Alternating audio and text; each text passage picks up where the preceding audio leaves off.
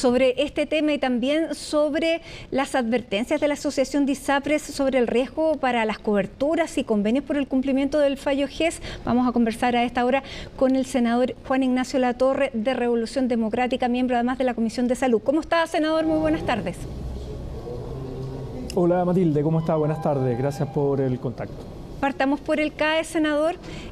¿Usted ve en este proyecto que se anuncia presentar el primer semestre del próximo año un saludo a la bandera porque hay un compromiso de campaña o hay una voluntad real para condonar de alguna manera una parte del CAE, sabiendo además todas las críticas que recibe? A ver, yo lo veo como un ejercicio de responsabilidad política, no solo porque es un compromiso programático, sino que también es un tema pendiente de hace muchísimo tiempo. Recordemos que ya han habido 2 intentos de reemplazar un esquema de financiamiento distinto al CAE y además de responsabilidad fiscal. Es muchísima plata la que gasta el gobierno año a año por ley de presupuesto, del presupuesto de educación al CAE, a la banca, como garante, digamos, de los créditos. Y esto, recordemos, el gobierno de Bachelet II presentó un proyecto, no prosperó. El gobierno de Piñera II también presentó un proyecto, tampoco prosperó. Y por tanto ahora sería la tercera oportunidad que el gobierno del presidente Boric presente una propuesta que esperemos ahora sí concite acuerdos transversales. Yo entiendo que el anuncio le moleste a algunos, el anuncio sea usado como excusa para llegar a acuerdo, por ejemplo, en pacto fiscal, cuando esto no tiene nada que ver con el pacto fiscal. Esto sería, y por eso yo invitaría a la oposición a esperar que se presente el proyecto, porque tendría una solución más bien de autofinanciamiento, no sería inyectarle más recursos, digamos, del pacto fiscal o de la reforma tributaria que se quiere presentar en marzo del próximo año, sino que más bien sería un esquema de autofinanciamiento distinto, sacar a la banca privada de este esquema de financiamiento y probablemente una condonación parcial, no va a ser una condonación universal, sino que como ya incluso yo recuerdo, yo estaba en la Comisión de Educación cuando Piñera presentó su proyecto en el periodo anterior, y ya el informe financiero implicaba una condonación de facto de un porcentaje importante de personas que no logra pagar, porque ya quedó fuera del sistema laboral, porque se retiró de los estudios antes de terminar, por distintas situaciones de vulnerabilidad social, el Estado ya no recupera ese dinero y por tanto el propio informe financiero contempla una condonación parcial de las deudas. Bueno, el ministro Marcel dijo que estos recursos no pueden competir con recursos que se destinan a otros fines. Esto se discutiría el próximo año. Venimos recién saliendo ayer de aprobar el presupuesto para el 2024. Usted dice que esto tendría que entrar en el próximo presupuesto, pero una vez aprobada la ley o en discusión. Claro, y porque además el mismo esquema de financiación, como se trata de reemplazar el CAE, que esta lógica no de endeudamiento privado con la banca, todo el tema de los intereses, donde el Estado es un aval y donde se va mucha plata, en vez de gastar toda esa plata, que es por eso insisto que es un problema de responsabilidad fiscal, el propio nuevo sistema de financiamiento debería implicar la forma en cómo se hace sostenible esto en el tiempo, ¿no? Y con otro esquema también de captación, de recaudación por parte de las personas que tienen que pagar esa deuda. Entonces yo diría por responsabilidad, esperaría que se presente el proyecto, que entre en discusión y que se le hagan las críticas pertinentes ahí, pero no anticiparse a un titular, que es simplemente un compromiso que se discutió en la ley de presupuesto, pero como parte de los protocolos de acuerdo que se discuten de decir, mire, vamos a presentar esto dentro del primer semestre del próximo año. Es un proyecto aparte, distinto, que tiene que ser discutido en su mérito y yo invitaría, insisto, a la oposición a revisarlo primero cuando se presente y no estar anticipándose y cerrándole la puerta a cientos de miles de jóvenes, de estudiantes, endeudados, de familias que han sufrido mucho, por mucho tiempo. Claro, senador, lo que pasa es que cuando se presenta en un momento como este, también es una señal política presentarlo, sobre todo en estas condiciones, anunciarlo, porque no conocemos el proyecto, no conocemos el financiamiento, pero estamos hablando de eso. ¿Cuál es la intención del gobierno al poner este tema?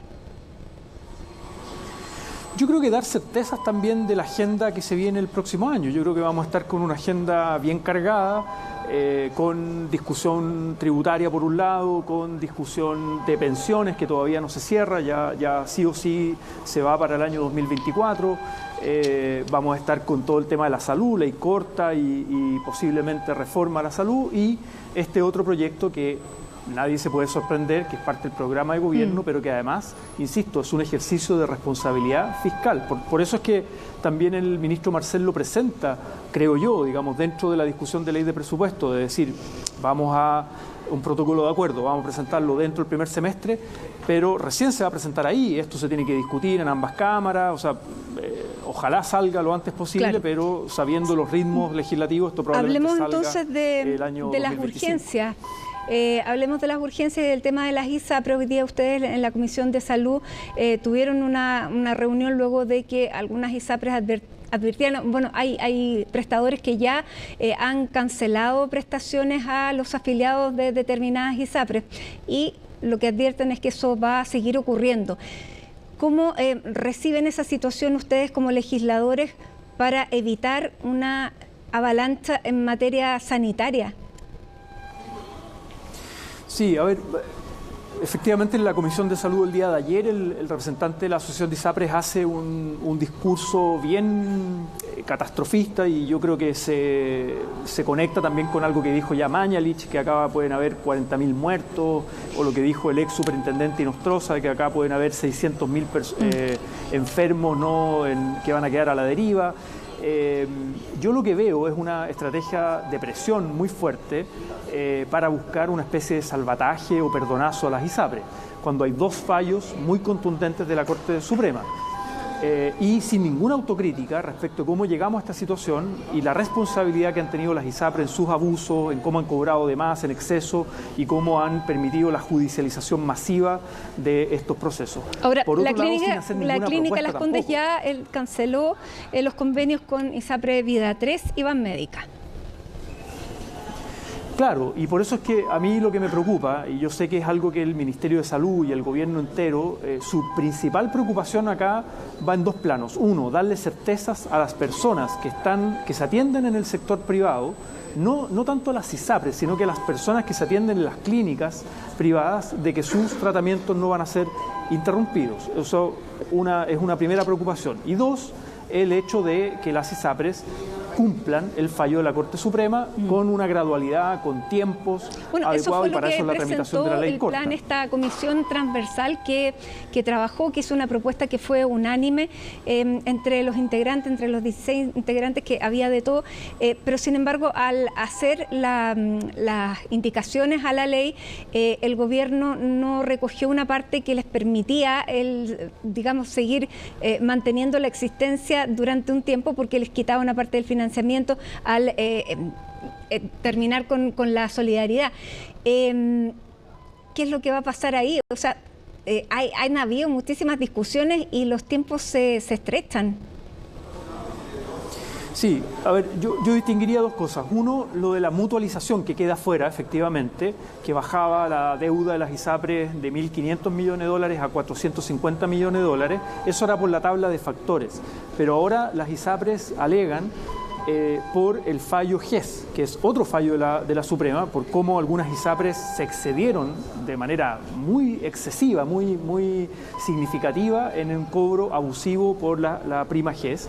Y eso es lo que la Corte Suprema, la tercera sala, ha dicho que se tiene que implementar ahora en el corto plazo. Incluso la Superintendencia de Salud solicitó una prórroga para que tengan más tiempo, y fue la sala de la Corte Suprema, no el gobierno del presidente Boric, el que les dijo que no. Y por tanto eso ponen aprietos a algunas ISAPRES de manera diferenciada, porque no todas tienen las mismas espaldas financieras, no todos subieron las primas en la misma cantidad, no todas tienen integración vertical con las clínicas. Por eso hay que mirar caso a caso. Ahora, respecto de los pacientes, y por eso es un tema muy de corto plazo que probablemente a la vuelta de la semana regional, la próxima semana regional, pero a la vuelta vamos a empezar a votar las indicaciones de la ley corta. La idea de la Comisión de Salud del Senado es despachar el proyecto del Senado en enero para que vaya al siguiente trámite a la Cámara de Diputados. Pero entre medio, claro, si hay pacientes que están a la deriva y que yo espero que no sea una estrategia de presión o de chantaje por parte de algunas ISAPRES, no quiero meterla a todas en el mismo saco, o de algunas clínicas, como decir, mire, acá vamos a dejar a algunos pacientes a la deriva, expuestos a situaciones dramáticas de límite, para ejercer una presión a la hora de buscar un salvataje, un perdonazo. Yo lo que espero es un sentido de responsabilidad cuando se trata de la salud de las personas, y el gobierno está disponible para buscar soluciones que vayan a darle certeza a las personas. Ya, porque no hoy día el superintendente de salud, de ISAPRES. el superintendente Víctor Torres, hoy día en esta comisión del Senado dijo que se estaban evaluando algunas medidas administrativas que permitieran darle continuidad. ¿A qué se estaba refiriendo? Efectivamente. Que se pueden buscar fórmulas dentro del marco legal sin todavía tener tramitado o despachada la ley corta, que recordemos el plazo que tenemos por la última prórroga de la Suprema es hasta mayo, ¿no? Entonces, si la crisis comienza antes. Solo un paréntesis, Matilde, hasta ahora, finales de noviembre del 2023, no hay ninguna ISAPRE que ha entrado en insolvencia, y los indicadores que revisa la superintendencia, que supervisa, no hay ninguna ISAPRE que esté incumpliendo alguno de esos indicadores. Y de entrar en insolvencia alguna ISAPRE, tiene que haber, por la propia ley, un plan de ajuste, donde las ISAPRES también tienen que hacer contención de costos de administración, que son muy altos en Chile, y presentar un plan de contingencia. Y luego viene una etapa de intervención, por decirlo así, de la ISAPRE, si es que eso no prospera. Claro, pero eso está regulado por ley. Hasta el día de hoy no hay ninguna en insolvencia. Pero si llegara a entrar alguna en crisis, supongamos ahora en diciembre o en enero, y eso genera algún problema en alguna clínica por la integración vertical, se están buscando mecanismos administrativos de convenios, digamos, de convenios entre el Ministerio de Salud, FONASA, esto supervisado por la SUPER, y las clínicas afectadas, para darle certeza a las personas y no dejar a nadie sin tratamiento. Ahora, eso es algo que se está explorando de la comisión, y requiere acuerdo mutuo, digamos. El presidente de la comisión, el senador Juan Luis Castro, Partido Socialista, efectivamente él señala que pueden caer en insolvencia por el no pago de los prestadores, y llama al gobierno a tener una definición política. Digamos, el senador Juan Luis Castro no es una persona de oposición. ¿Qué ve usted en lo que él está interpretando? A ver, yo estoy en permanente conversación con el senador, nos toca compartir la Comisión de Salud, pero a mí me parece que el gobierno está siendo proactivo con la crisis al presentar más de 30 indicaciones que busca el equilibrio que le comentaba hace un momento, que es que las ISAPRES cumplan el fallo y garantizar certeza en las personas, más que en defender el negocio de las ISAPRES. O sea, acá lo que hay que, para la gente que no está... ¿Y él estaría defendiendo el negocio de las ISAPRES? No estoy diciendo eso. Lo que estoy diciendo es que el gobierno, al menos, lo que yo he tenido conversaciones con el gobierno, él también las ha tenido, ha buscado permanentemente el equilibrio de que acá las ISAPRES tienen que cumplir los fallos de la Corte Suprema, y al mismo tiempo garantizar las prestaciones de salud de las personas, y tratar de desacoplar el que caiga alguna ISAPRE en insolvencia, que no genere un efecto sistémico. Y eso es posible. O sea, acá hay que salir de esta lógica de o se salva las ISAPRES o acá hay un caos, que me parece lo que están tratando de instalar también con cierta presión o con cierto chantaje. Y con esto no estoy diciendo que haya que, digamos, desatender la posible crisis en algunos focos puntuales, ¿no? En algunas clínicas, en algunos insumos, bueno, y eso es lo que hay que atender, y por eso es que hay que buscar medidas administrativas mientras se tramita la ley corta, si es que esta situación prospera. Pero yo no he escuchado tampoco al senador Castro en ningún momento decir, ni públicamente ni privadamente, que acá hay que buscar un perdonazo a la ISAPRE, o que la ISAPRE hay que perdonarle la deuda, ni nada, digamos. Pero él llama a una definición política y a... habla de una inminente crisis. Por lo tanto, aquí también se ve lo que se ha hablado largamente de estas dos almas del gobierno con las dos coaliciones. Yo creo, Matilde, y no quiero sobreinterpretar a lo que ha dicho o no el senador Castro, pero por lo que hemos conversado, me parece que también se refiere a que acá hay una oportunidad de transitar una reforma, y el senador Castro también ha convocado a un comité, ¿no?, de exministros, de gente técnica de todos los sectores, a proponer un camino de reforma y transición. Y me parece que, porque la ley corta ya están las indicaciones, tenemos que tramitarla, tenemos que despachar, al mismo tiempo hay que sortear administrativamente algunas situaciones puntuales que puedan producirse antes de tramitar la ley corta, pero insistamos en el punto que acá hay una responsabilidad también de las ISAPRES en cómo llegamos a esta situación. Y en paralelo, y algo que yo comparto, es que tenemos que iniciar una discusión de hacia dónde caminamos, hacia qué sistema de salud necesitamos caminar como país en pleno siglo XXI para no seguir replicando esta desigualdad que hay, esta segregación que hay en una salud para ricos, otra para pobres, de dos esquemas de financiamiento y donde el sistema privado de financiamiento, las ISAPRES, están en una situación terminal e insostenible. Y por eso es que a mí me preocupa también, conectando con el proceso constitucional, que la propuesta constitucional de los republicanos busca constitucionalizar las ISAPRES en vez de dejar abierta una opción de política pública como existe en la mayoría de los países desarrollados en términos de seguros universales de salud, y donde los seguros privados pueden ser perfectamente complementarios. ¿Hay espacio para el negocio privado en salud? Sí, pero en un esquema de seguridad social y de manera complementaria. Senador, rapidito, un compañero suyo del Senado, Iván Moreira, dijo que el proyecto constitucional terminó siendo un proyecto de republicanos y que ellos, me imagino se refiere a todo Chile Vamos, terminaron como arroz graneado. Estaba bastante molesto. ¿Cómo ve usted sus palabras? Estoy de acuerdo con lo que dice el senador Moreira. Vamos a grabar esta parte. Estoy de acuerdo con lo que dice el senador Moreira. Puede ponerlo de titular. Estoy de acuerdo con lo que dice Moreira respecto de que esta es la Constitución escrita por los republicanos mayoritariamente. Si ellos tuvieron una mayoría circunstancial, los republicanos, recordemos, no quisieron nunca habilitar este proceso constituyente, ganaron en las elecciones de mayo, pero luego, como dice Domingo Lovera, el experto de RD, en la comisión de expertos, no compartieron el lápiz, no quisieron construir un pacto de derechas a izquierdas, y hoy día lo que vemos en la franja, que están en una lógica muy cortoplacista de exacerbar el malestar de la gente, con estas definiciones, ¿no?, de que se jodan, vamos a favor, y que se joda la gente, ¿no? O sea, constitucionalicemos. Y ahora sí que es la ISAPRES, última pregunta, senador. ¿Comparte usted el mea culpa que hizo ayer el presidente Boric en la Cámara Nacional de Comercio? Yo lo he dicho, lo comenté acá también con varios medios, yo he hecho también esa autocrítica, comparto que fuimos una oposición, yo diría, muy impugnadora en el periodo anterior. Probablemente el contexto del estallido y las masivas violaciones a los derechos humanos generaron ese ánimo en nuestro sector de una oposición muy impugnadora, y de repente con menos pudo haber más equilibrio, ¿no?, entre la impugnación y la propuesta más constructiva. A pesar de haber participado igual de algunas comisiones, qué sé yo, pero en el fondo muchas veces tú pierdes demasiada energía impugnando al gobierno de turno, debilitando autoridades, presentando acusaciones constitucionales que no prosperan, interpelaciones, etcétera, y destinas menos tiempo a lo que la gente, yo creo que hoy día está cansada, que es que el sistema político en su conjunto busque dar respuesta en las materias más sensibles, ¿no? Pensiones, salud, seguridad. Ahora, esto no le vivienda, cayó bien a la etcétera. Oposición y tampoco a cierto sector del oficialismo. Claro, los ánimos están bastante alterados, pero dicen que es un mea culpa que fue bastante liviano, que esperan algo más profundo. Y tampoco desde el oficialismo, el Partido Comunista, tampoco le gustó este mea culpa.